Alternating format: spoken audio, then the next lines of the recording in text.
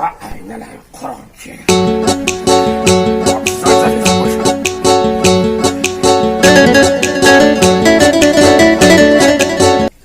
الو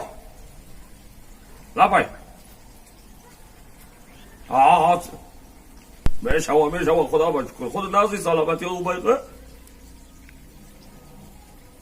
مایلش مایل آقام بجانی دلمت جگاب نه آقام یا تبدا یا آقام ها شگاب نه امی ما گپ تو را نمیگیرم گپ کیرا میگیرم هانا هازی نصیب باشم خواب مایلش گپ نه آقا این لایم قرآن کیه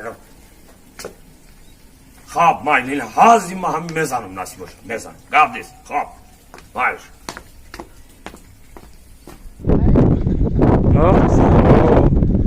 سلام علیکم دوستان عزیز ناگفتنمانه پیش از نماز را تماشا کردن اینا اینجا یک گروزا پیروز کردن میمونه دوستان عزیز در ماه شریف رمضان اسکیپکا کدگی های 110 روبل بود اینا بازی 80 روبل کدگی ادا کدا پروتون آمد یک چی گور کدگی مشولی یک لوت کچا گور کدگی موارد سر ادا موارد کو بنوار 110 روبل بود اینا با 80 روبل کدگی مرا این رقمشون زنگ بزنید با خاطر بها از کوی افتاد روی کنی و تر روی کنی ها تنو بود کنی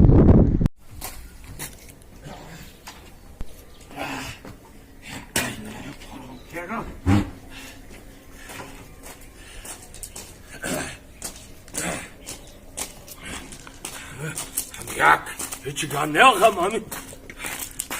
نگاه که همین دوست باشد که آنکه گیره دستی دوست در پریشان حالی و در ماندگی میگن که چگاه نه ما درق نمیذارم برای دوست این لایم قرآن کی اگر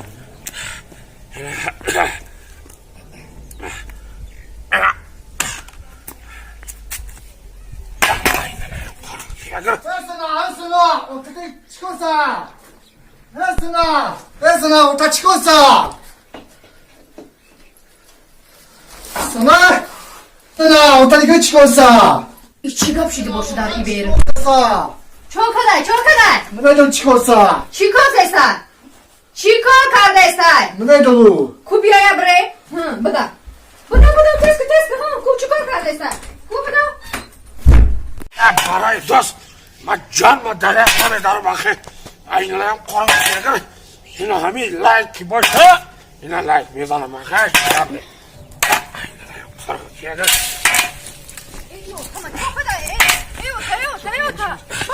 چو کدای کریتی چون بالا پود کزا دستی اما لایک زده سم آخه